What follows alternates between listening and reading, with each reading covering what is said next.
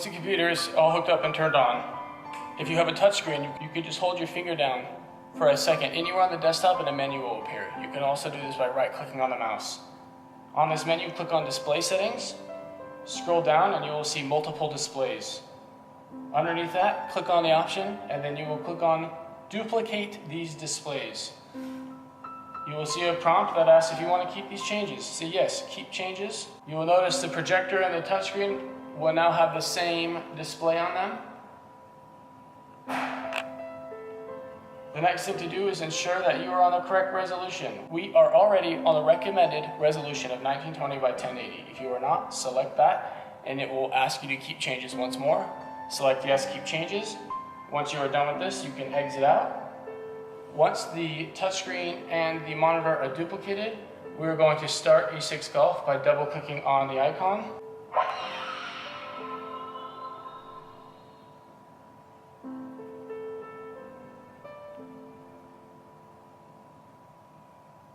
Okay, good. Now, you'll see this screen. It is telling you that there is something wrong with the TrueTrack tracking device. At this step, plug the light in with the extension cord that we ran earlier. You will need a ladder for this. We're going to aim the light. When the light is aimed correctly, most of the light will be over this area, in between the two back sensor rows. When you're adjusting the light, you may notice some of the sensor rows will turn red as you move the light. If you see that, you may need to adjust the light further. Once all of the sensors are white, click on the acoustic tab in the top left corner.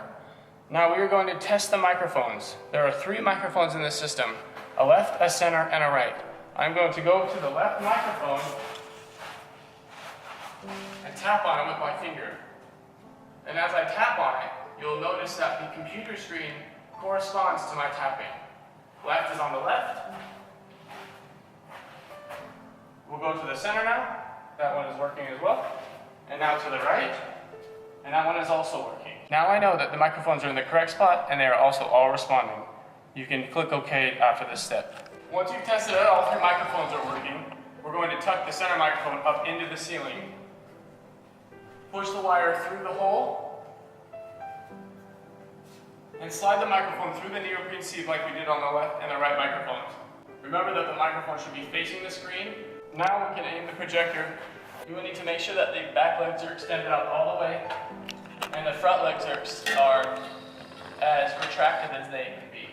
While adjusting the projector, if you feel that it will not line up across the top, you may need to use some cardboard or anything underneath the back legs to get it to how you like it.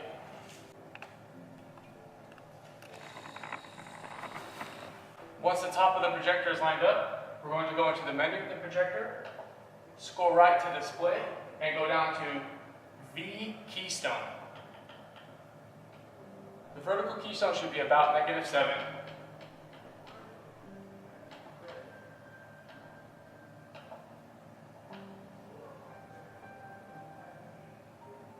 We had to go to -10 for this setup. You can just select enter, leave the menu, and then we're going to drop the projector box down on top of the projector. Keep in mind, the lens of the projector is almost touching the inside of the projector box. The projector is scooted all the way up as far forward as it can go. Make sure that the wires lead through the notches so that the projector box sits nice and flush. Now we can install the logo baffle. You'll notice that there is a small notch. The light bar goes in this notch. Work your way out from the sides, and this will wrap around to the side, down the side.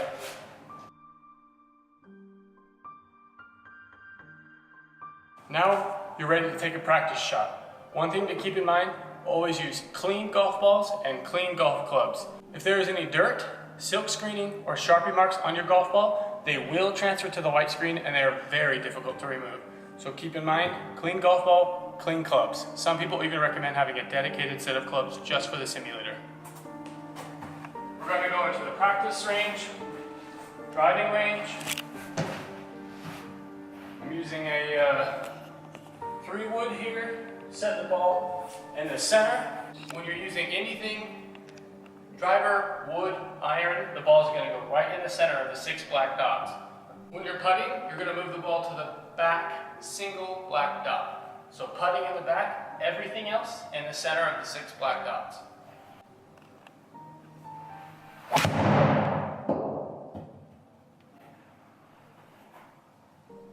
Success. Get a working simulator. Now we are going to calibrate your golf simulator. You will need a tape measure. You will need to click on the manila folder at the bottom of the screen. Click on local disk C. Double click on TruGolf. Double click on E6 Golf 1.6. Scroll to the bottom and you will see a file called TrueTrack.xml. Right click on this and click on edit. We are going to be changing these options. The first option that we are going to be measuring is the booth width. This measurement is going to be measured from the left microphone to the right microphone. Measured along the ground from side to side. This booth measures at 118, so we do not need to change that. The next option we're going to change is the booth height. This measurement is going to be measured from the ground straight up to the top microphone.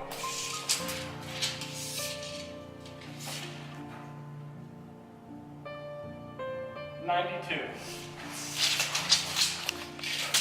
So we need to increase this from 88 to 92.0. The next option is going to be the ball to screen. This measurement is from the first row of optical sensors, measured along the ground, to the white projector screen. So I will measure from the screen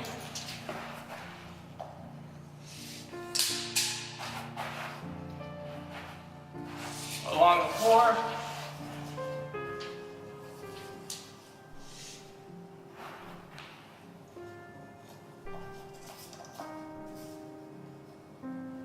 to the first row of sensors just in front of where the ball sits. This one measures at 131 inches. So we need to lower this from 136 to 131. And remember to save after you make a change. The next option is the mic inches from screen.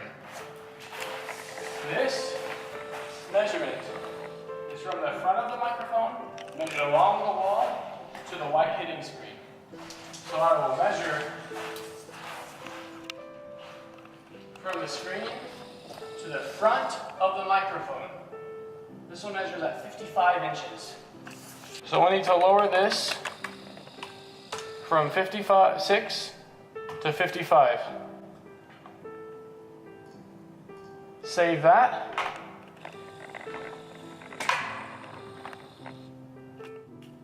Once you're done, you can exit.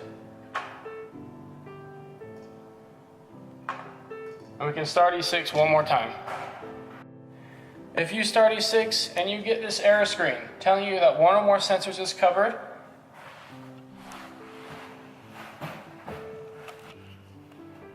come to the sensors themselves. Check for debris.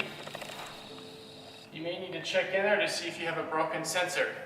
If you cannot see any debris or a broken sensor, you will need to lift the tracking system up out of the floor, disconnect the ribbon cable from the tracking system, disconnect the ribbon cable from the TrueTrack 2 control box, take the end that you had plugged in to the tracking system and plug that into the control box. So we're going to be flipping the direction of the cable. So now,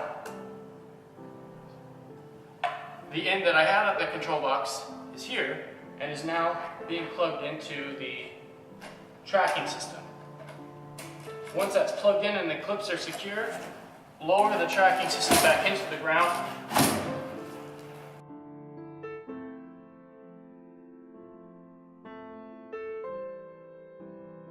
I just turned on the computer, and oh no, an error that I have never seen before. This error is asking me to reboot and select the proper boot device, or insert boot media in selected boot device and press any key. When I press any key, I just continue to get the error. What you need to do here, power the computer off completely. As soon as you turn the computer back on, start pushing the delete key quickly.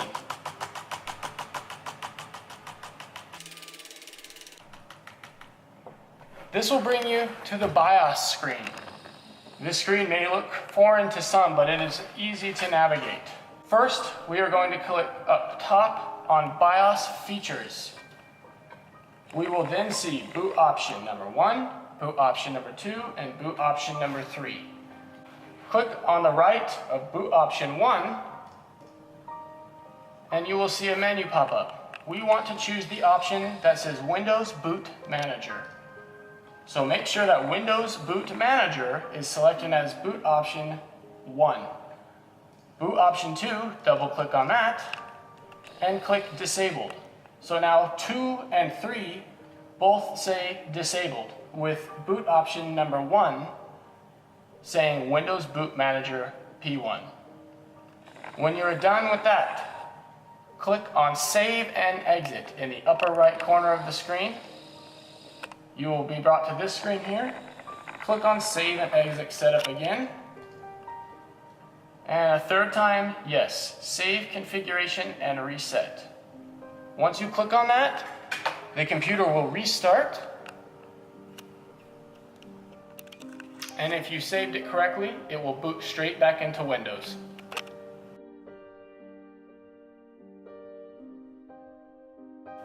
And voila. We're back into Windows, it's finishing updates, we're good to go. After this, we should boot straight back into Windows, and you can continue using your TruGolf Golf Simulator.